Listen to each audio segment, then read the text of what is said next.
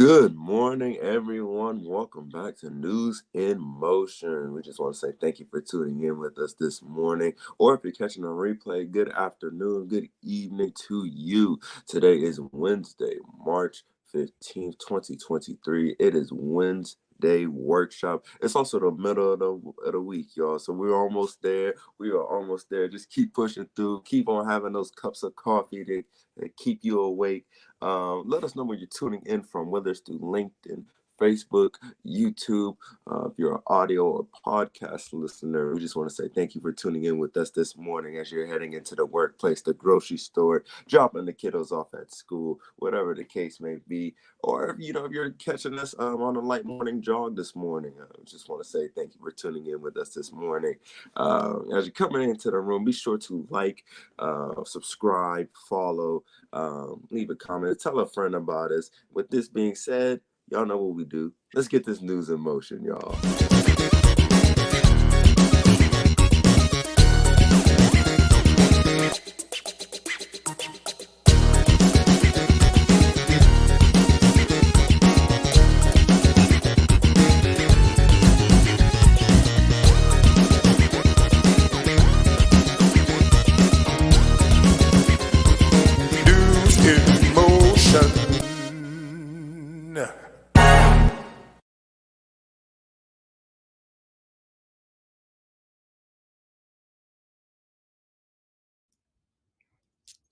What's up, everyone? What's up? Y'all, today is Wednesday. As Isaiah said, Wednesday, March the 15th, 2023. And it is time for your news in motion. I see y'all rolling up in here and I'm so excited. But first things first, this thing right here, benign. So let's just celebrate that to start off our day. Let's just talk about it. I was like, yes.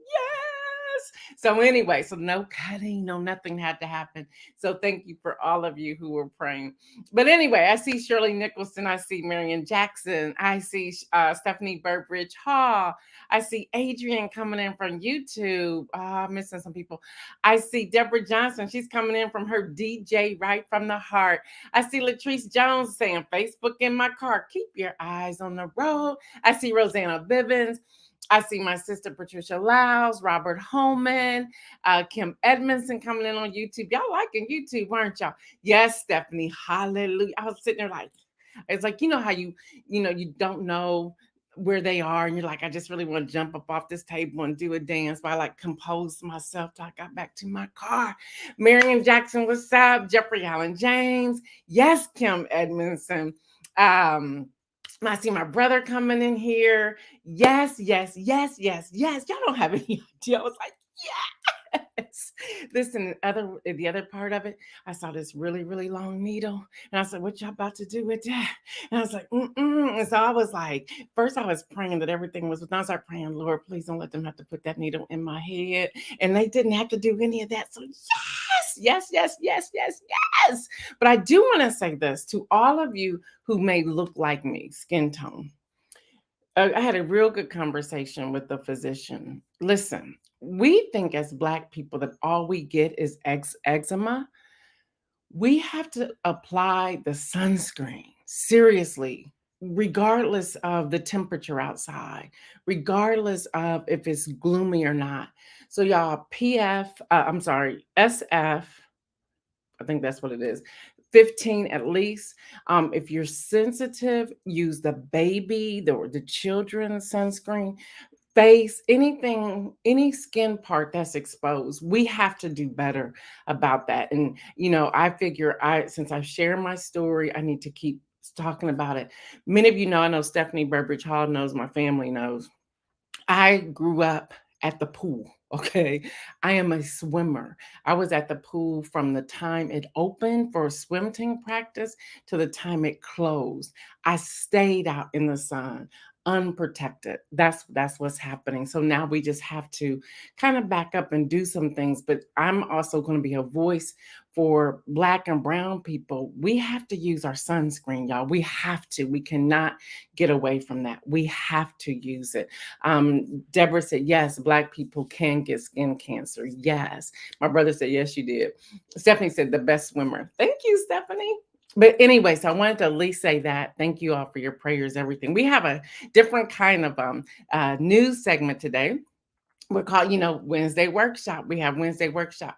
I decided yesterday I just can't deliver information to you. I need to also equip us because y'all, it is on and popping out here. It is on and popping. Again, y'all, I am Gail Dudley. I am your host of News in Motion. Today is Wednesday, March the 15th, 2023, and it is time for News in Motion. First off, Women's History Month, y'all. Listen, listen, listen. I want y'all to write this name down, look her up, follow her, check her out, see the great things she's doing. Her name is Loretta Ross. And I love the write up that USA Today shared. So I'm going to share it directly from their post with you. Um, it's a they say it's a rare moment to have interorganizational dialogue from the perspective of Black women, and that's something that we need to take on and really really get excited about because it is true. So if you ever heard the words of reproductive justice, that is coming from a term that Loretta Ross, along with 11 other Black women, coined back in 1994 in Chicago, Illinois. So, y'all, since 1994, Loretta and 11 other Black women call themselves the Women of African Descent for Reproductive Justice. They remember the day that they were all together in a community for a healthcare conference, and there was 11 of them along with 200 white women, but they pulled away from the white women to have their private chat based upon their health history and things that were going on with them. And they said 30 years later, here we are. The framework has become a driving force with the national conversation about abortion access and with a new generation of activists pushing for broader conversation about reproductive freedom in the United States. It's interesting, and this happens to us all the time. It's interesting because so many people thought that term came out of that conference, but from the 200 white women. And Loretta Ross, along with others, the other 11, and a few of their counterparts from their white sisters said, no, this was from Loretta Ross and the 12 and the 11 who pulled away from their our conversation, had their private conversation. So go on there. The reproductive justice movement go far beyond abortion rights. It combines social justice with human rights to take into account how a person's intersecting identities affect their ability to make choices about their reproductive life. What's up, Cherie? What's happening, girl? Reproductive justice hinges on the human rights to maintain personal bodily autonomy, have children, not have children, and parent the children we have as a safe and sustainable communities. Monica Simpson, who is the executive director of Sister Song Women of Color Reproductive Justice Collective and a multiracial reproductive justice organization, they're trying to do work and they're trying to get information out there. Y'all look them up. Just go Google them. Look up. You can just really look up Reproductive Justice Collective, and learn more about the programs and the opportunities that they have for all of us. So I wanted to put that out there for our Women's History Month. Y'all see, I still bring Black history in there as well. All right, y'all. Let's get into the news. Again, this is Wednesday workshop, so I'm going to give y'all some information, and then I'm going to take you to a presentation. So get your pen, your paper, whatever. If you have our e-news, if you receive the e-news, you will get the entire presentation, whether you are a monthly subscriber or not. But if you are a subscriber of the free e-newsletter, this entire presentation will be in that e-newsletter. You can sign up, y'all. It's free. It's free at gaildudley.com on the home page where it says subscribe. Put in your information. We got some great feedback from how we broke up the newsletter on Monday. People are like, that's it. Way to go. So I just want to shout out the team. I didn't come up with that. Okay. They did. I got to give credit where credit is due. All right, y'all. The GOP blames the Silicon Valley Bank collapse on diversity and wokeness. You can't make this stuff up. You cannot make this stuff up. What's up, Pastor Alex? I kept reading it. I kept looking at the alerts. I was reading all the different articles, and I said, you're going to blame a collapse of a bank on diversity and wokeness. Man, what a stretch. But y'all, that has become their talking point and their narrative. It makes no sense. It makes no sense. So, The Atlantic, New York Magazine, HuffPost, Independent, USA Today, NBC, MSNBC, and others are reporting the following. Let's start with HuffPost. They write the story to say it wasn't the 2018 repeal of stricter regulations on regional banks passed on by a bipartisan basis and signed into law by the former guy. It wasn't a bank that ran triggered by nervous venture capitalists and startup founders. It wasn't even interest rate hikes by the Federal Reserve to curb inflation. Nah, I love the way HuffPost wrote this. Conservative has instead united around blaming wokeness and diversity for the bank's collapse, arguing without evidence that the existence of diversity, equity, and inclusion (DEI) programs led to mismanagement. Say what? So, really, what you're saying is people of color can't talk, can't count. They don't know accounting. They're not bankers. They're not mortgage managers. They're not startup companies. They're not loan officers. They're not business people. We just can't do these things. That's really what you're saying. Okay. That's really what you're saying. But that's what they're blaming here. We even have Governor of Florida, Ron DeSantis, who went on Fox News to say, and I quote, this bank, they're so concerned with DEI and politics and all kinds of stuff. I think that really diverted them from focusing on their core mission. What? That doesn't even make sense. That doesn't even make sense, Ron DeSantis. You are trying so hard. And I want people, even our white allies, to wake up and say enough. Seriously, enough. Then we have Josh Hawley. I remember him. He was the one running away, like, oh, help me, when they were coming for him for the attack. Y'all remember him. Y'all see that video. Don't forget that. Y'all watch that video of him running away. Well, and he was the same guy that was out there in the parking lot with his fist up in the air. But when he realized I'm in here too and they're coming for me too, he started running away to go hide. Y'all remember him, right?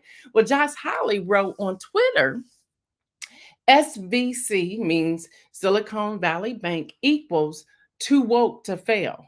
That's what he put out there. What's up? What's up, George Sanders and Judy Neal? That's what's happening. I want y'all to keep following this. So, Wall Street Journal columnist Andy Kessler points the finger at a statement touting the board's diversity. Get this, y'all. And this is a quote. Was there regulatory failures? Perhaps SVC was regulated like a bank, but looked more like a money market fund. Then there's this. In its proxy statement, SVB notes that besides 91% of their board being independent and 45% women, they also have one Black and one LGBTQ plus and two veterans. I'm not saying 12 white men would have avoided this mess, but the company may have been distracted by diversity demands. What? This is where we are. This is where we are. It's interesting. If you look at the makeup of those who were a part of the bank, whose money was in the bank, it doesn't equal what they're saying. But I want y'all to pay attention to this because this spin is picking up speed and people are starting to believe that is happening that way. They're starting to look at DEI and diversity and say, well, maybe we shouldn't pay that much attention to this. Maybe this is going to be a collapse. Y'all, this is where we have to stop it. That's why I want to talk about town hall meetings today. I'm going to give y'all an entire workshop. So just hold on. It's going to be condensed, but just hold on. I'm getting there.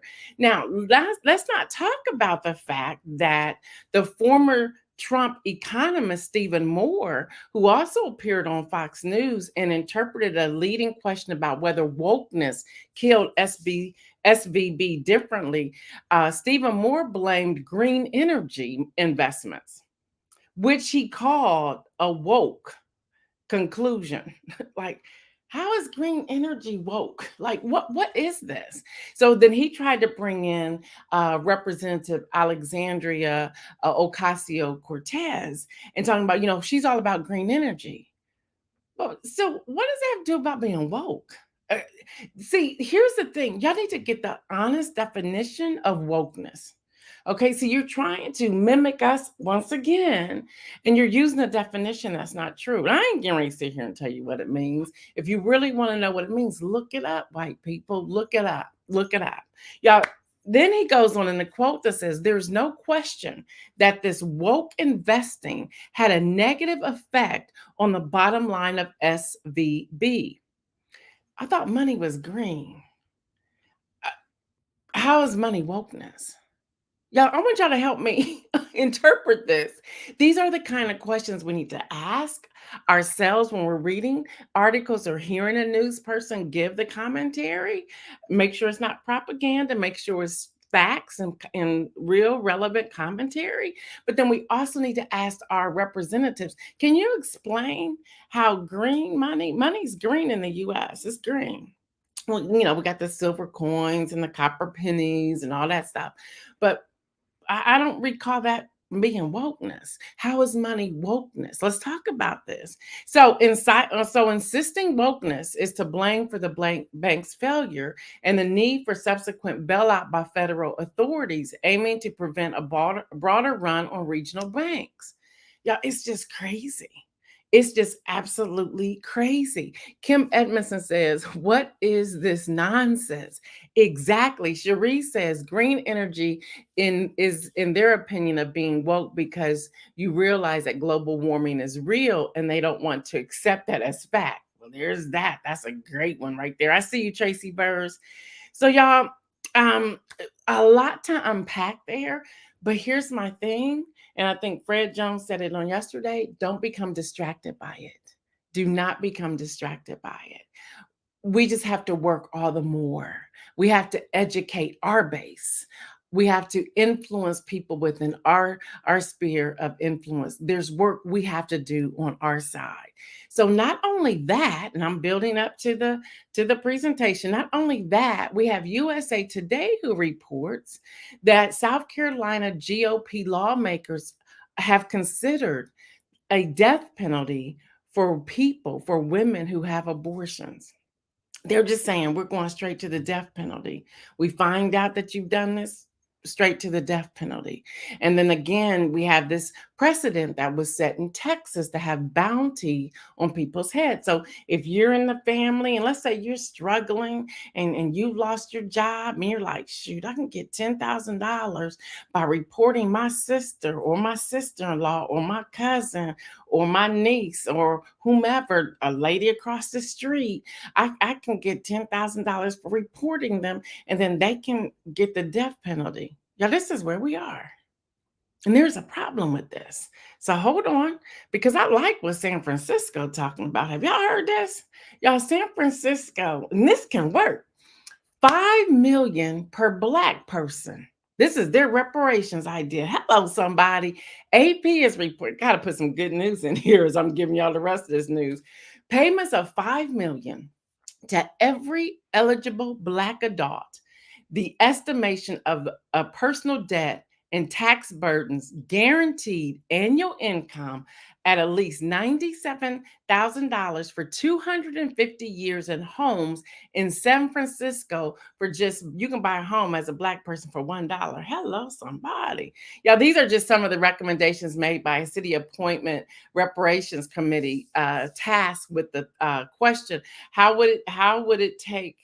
what would it take, excuse me, to atone for the centuries of the U.S. slavery and generations of systemic racism that continues to keep Black Americans on the bottom rungs of health, education, economic prosperity, and overrepresented in prisons and homeless populations? Well, great question. So answered Dr. Anthony said, unpack and listen. The first hearing underway before the city's Board of Supervisors, which happened on yesterday, could offer a glimpse into the board's appetite for advancing reparations. Now, one conservative analyst estimated that each non-Black family in the city would have to pay in taxes $600,000. But then we had the supervisor, Sherman Walton, who said, not so fast there, because they've already broken it down. He says it is a matter of whether or not there's a case for reparations for Black people here in San Francisco. It is a matter of what reparations will and should look like. He goes on to say, and we still have to remind everyone why this is so important. And they did a tally of how much money that Black people should have earned from slavery and the work they've done and so forth. And they come up with this $5 million. I'm like, I like it. Can y'all bring it on to the rest of us? Cherie said, come on, kids, we are moving. Listen, it is unbelievable, unbelievable. So we have to watch that continuously unpack. Then on yesterday, as you all know, President Joe Biden signed a executive order when it comes to reducing gun violence and make our community safer. I will not read this entire thing. I was actually on the line when they were doing this, but they're talking about increasing the number of background checks, improve public awareness, and increase appropriate use of extreme risk, address the loss of theft or firearms during shipping. And they broke down how much theft and firearms are stolen during shipping. Provide the public and policymakers with more information regarding federal licensed firearms. Use the Department of Defense acquisition of firearms to further firearm and public safety practices. Help each shooter by accelerating federal law enforcement reporting of data. Accelerate and intensify implementation of bipartisan safer communities. And the list goes on and on and on. So why am I giving you all of this today? Why? And why did I put in this reparation piece in the middle? Because we got some work to do. We have work to do. Now, before I get into this, and I have, I think, enough time to get it in here. Before I get into all of this, I want to ask you all a question.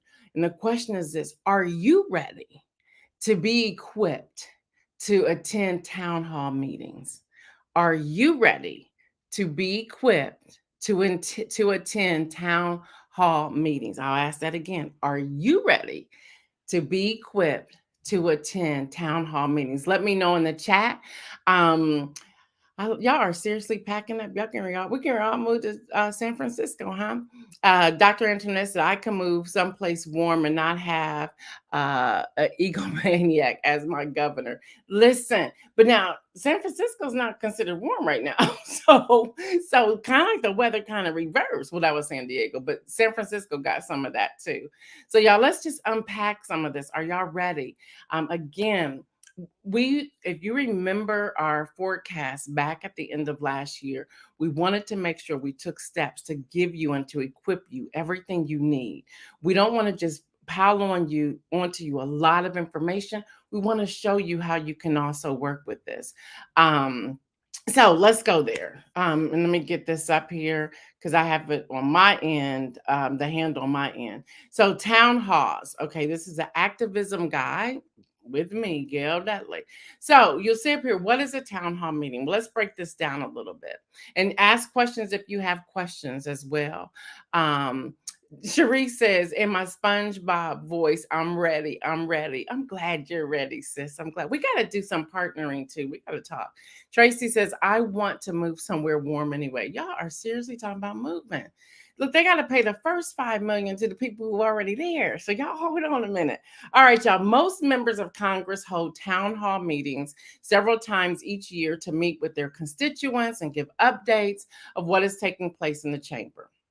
It's something that they do, and they have to do it. And if you have representatives who are not doing this, you need to consider, especially if you voted for them, should I vote for this person again? Are they really concerned about what it is that I'm doing and how we can move our community, our district forward? Also, town halls are usually held in a public setting. They're free to attend and they're open to the public. Town halls provide opportunities to gain face-to-face access to the U.S. senators or representatives while they're back in the district. And then town hall meetings are typically designed with two components. Y'all, the first component is that they speak about 15 to 30 minutes. And the second component is that the floor is in open for questions. And that's where we're going. The floor is in open for questions. So With that, let me turn the slide. Where you have to start is to find out the dates and location. How you do that, and I know you don't like it, so I've told you all before, get you an email that all this information will go to, that you check regularly, you delete, you do whatever, but I would not put this on your regular email. I would create one, do a Yahoo Gmail account, call it, your name, political email, something. I don't know. Just do something that you can have it set aside. So you want to monitor your members' congressional website, their social media platforms, etc., to find out when the town halls are. They usually will have them. They'll normally come home. They'll leave DC, come home. They'll probably start doing town halls that next week. So you can look at the schedule, the congressional calendar on Congress website to see when they take breaks. Now, understanding sometimes they may not be able to take a break because they may be in a gridlock situation where they have a vote on the floor or something like that. So you want to find out where they'll be held, and then you want to subscribe to email alerts. You want to sign up for events updates where they automatically contact you. Now, this is one you probably want to throw eggs at me, but it's okay. You want to register as a volunteer regardless of party. See, this is one of the mistakes that we make as Black and brown people. We think, oh, I didn't vote for them, so I don't want to volunteer for them. Well, no, go, volunteer, sign up. We have to get beyond saying, I don't have anything to do with that. Go and sign up, participate, hear the conversation. You don't tell people how you voted. Now, somebody will know because it's public record, but you can still go. You can still offer suggestions. You can participate. You can gain information, all types of things. Y'all, we have to stop running away from it in this season and running to it to find out what's going on. Members usually hold town hall meetings in different areas around their district as well. While it's best to attend the one that's closest to you because that's your area, your sphere of influence, don't hesitate also in attending others. Now, let me say this too, and I'm jumping ahead just a little bit, but if you're uncomfortable, go with somebody. Don't go alone. Don't go alone. So we want to prepare questions. So, like for example, and this is where I'm backing up to give you the news again. SVB Bank, death penalty for women, gun violence, the executive order, prescriptions that I've been talking about as well, food insecurity, whatever the topic is. Hunter Biden's laptop, now they got access to his bank account through the Treasury Department. Whatever you're hearing as a topic of conversation and possible bills, voters' rights, all of that type of thing, you begin your research. We've given you so many platforms, so many websites. Ballotpedia.org, When We All Vote, vote.us.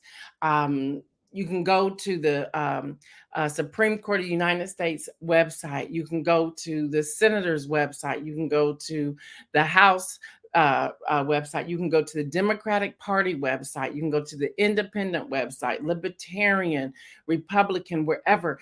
Get the information, read the bills. That's public information. So if we throw out a bill like I did a couple of days ago, a couple House bills, a Senate bill, I give you the numbers.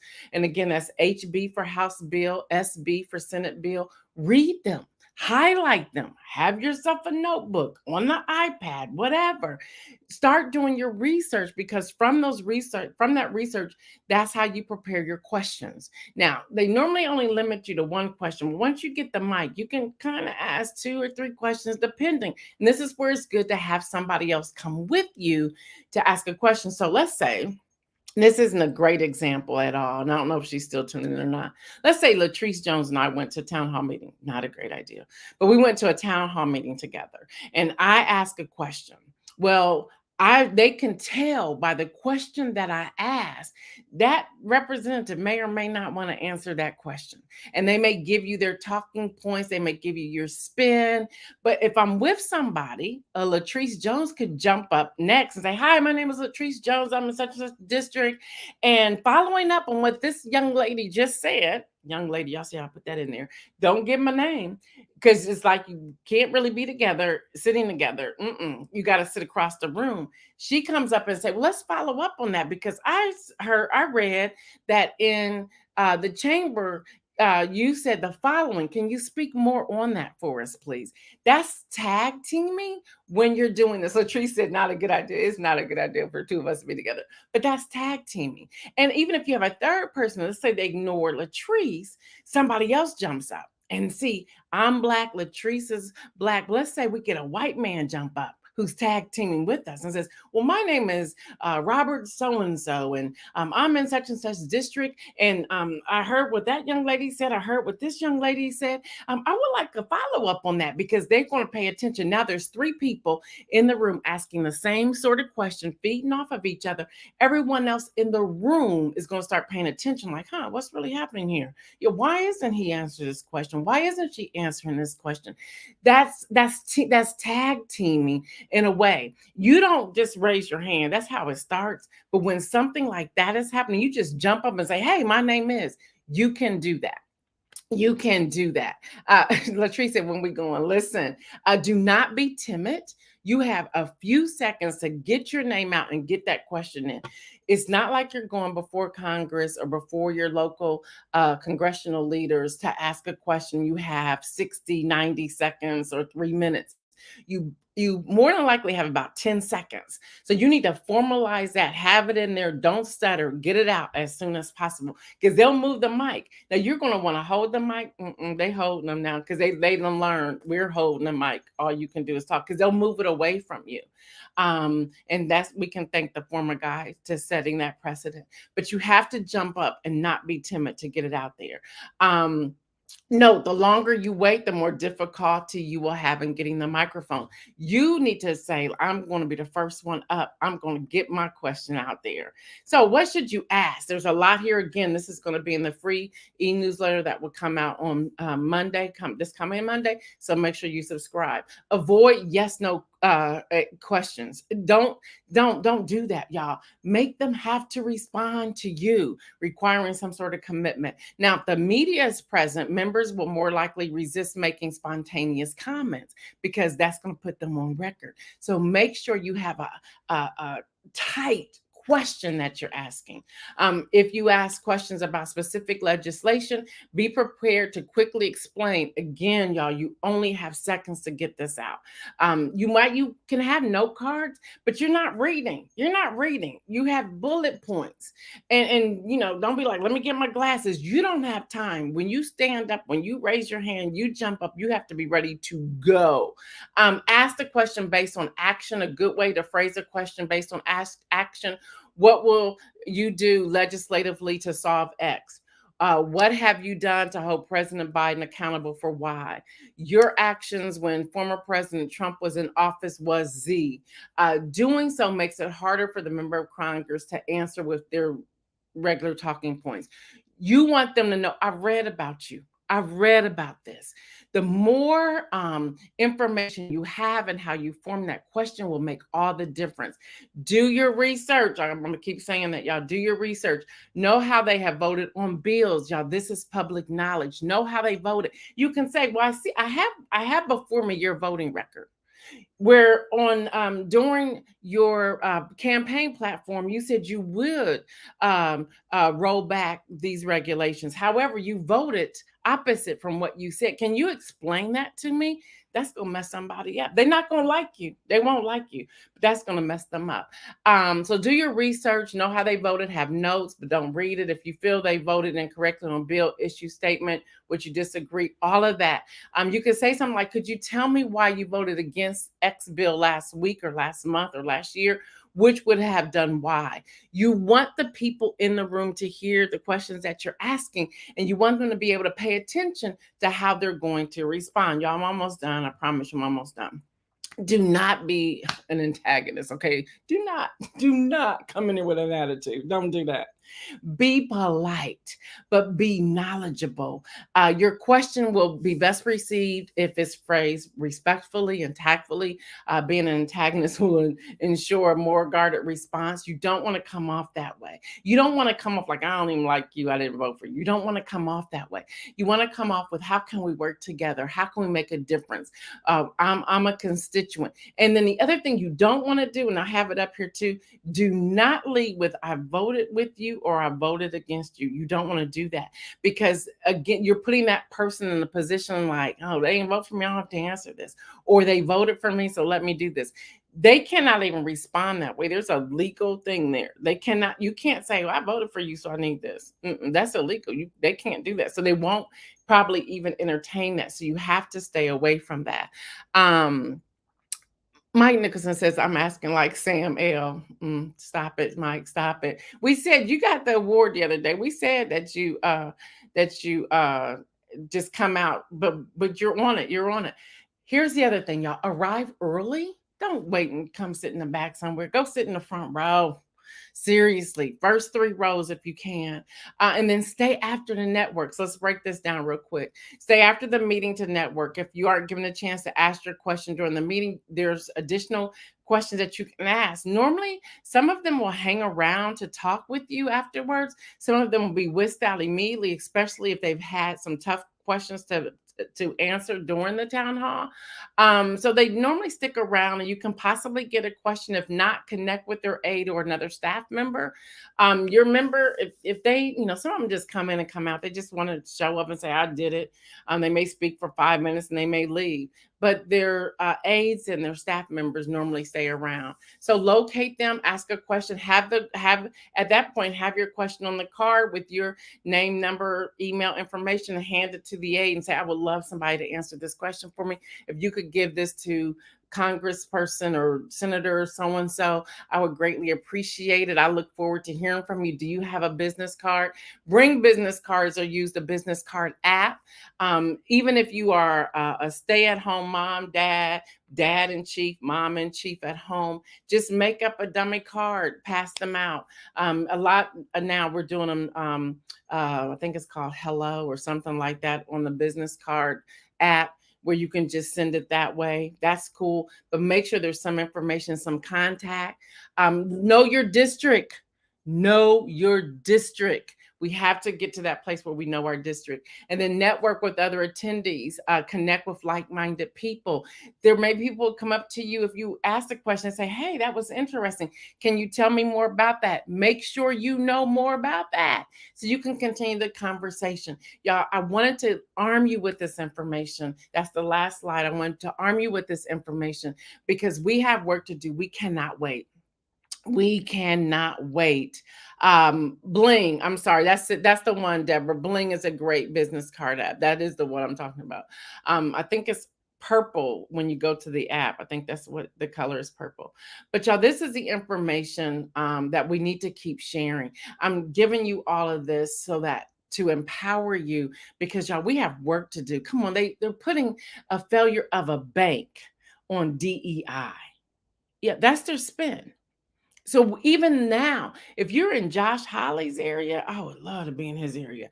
Go to that town hall meeting, only if you live in his district, and say, how can you connect DEI to a collapsing bank? Can you please explain that?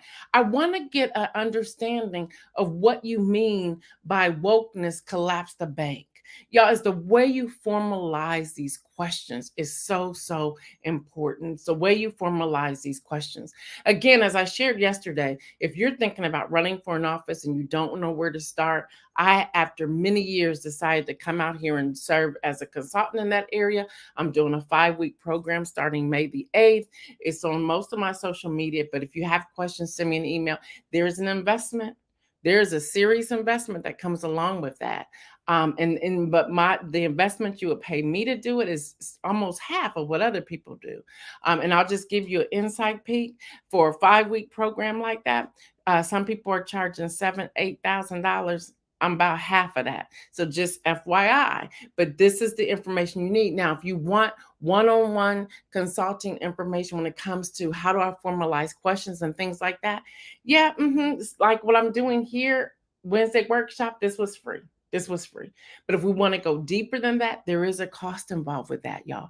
But listen, we have to get empowered and we have to invest in ourselves to be able to serve our communities. If our representatives are not going to do it, we the constituents have to take a role in this. So even now, we need to start dealing with that narrative that the GOP is putting out with the SVB bank. It's not about DEI. It's not about diversity. It's not about wokeness. Because what you're really saying is that we can't flow in those areas. No, absolutely not. It's about the deregulation of the former guy and that you didn't want to have these tight regulations so that you can pass money through places. That's what this is really about. So let's bring that to the forefront. All right, y'all, for the inspirational message is this: don't be scared. Don't be scared. The word says God did not give us a spirit of fear, but of power, love, and a sound mind. He did not give us a spirit of timidity. Don't be scared. Don't be scared. You have nothing to be afraid of. What they gonna do to you? You have nothing to be afraid of. Absolutely nothing. Do not operate in the gift of fear, in the gift of being afraid, in that gift. Do not. Thank you, Bill Dobson. Good to see you coming in from LinkedIn. Do not be afraid to do your research, to stand up, to listen. Sometimes we just need to be quiet and listen to get a feel like what's being said. How are people operating? Really just reading the room. And then at another point you come in, you're ready to ask that question. Don't be afraid to do the research. Don't be afraid to ask the question, but don't be that antagonist. Don't be that person. Be the person who's going to receive. Be the person who's going to be presenting in a very intelligent way, where they without a doubt know they're paying attention, they're reading, they're armed with information. The thing that you can do, and I've seen this several times, I go to town hall meetings, I've seen this several times. When you come out and say, I have your voting record, when you see them back up, they're like, they know too much. But make sure you have their voting record. Make sure you know. That's why I say to you all the time, don't operate off of sound bites. When was it last week when the Tennessee rep said, can we add hang them by the tree? And many of you were asking me about it. And I said, I'm waiting for the full video. I needed to know the entire transcript before I responded to that. Because if not, I was going off of just a sound bite. Now, yes, that's what he said.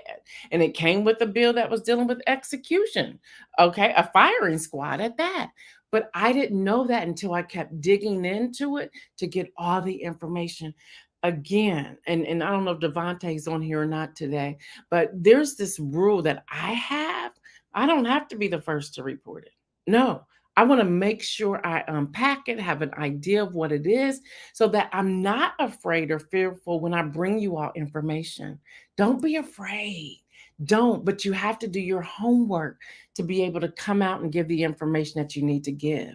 All right, y'all, that's a whole lot. Hopefully you have it. If you do not receive the e-newsletter from Gail Dudley, it's called The Audacious Advocate.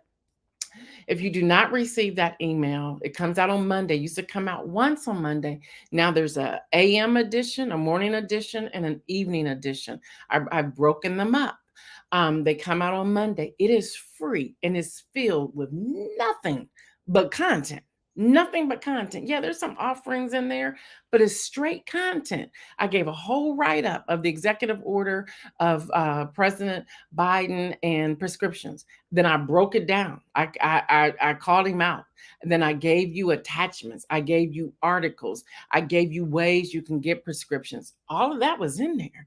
And then the second edition, that evening edition, I talked about where the GOP in Florida is trying to get rid of the Democratic Party. I gave you the bills. I gave you the links. I gave you everything. It's in there. You want to sign up for this. This presentation, if you want it, will be coming out in Monday. It's free. So you just go in there and sign up. If you are a part of the March membership, the monthly membership. If you're part of March, I think there's only like 4 or 5 of you that signed up for March. This is all about content building. You can use this content when you're going to town halls. Don't forget, your webinar is Monday at 3 p.m. Eastern time. If you have not signed up for that, let me know. We'll shoot you the link so that you can sign up for that. You are welcome, Lori Wallace. All right, y'all. That's all I have for today. I am your host, Gail Dudley. You know what I say. Stay well, everyone. And remember, make some bold moves. I'm out.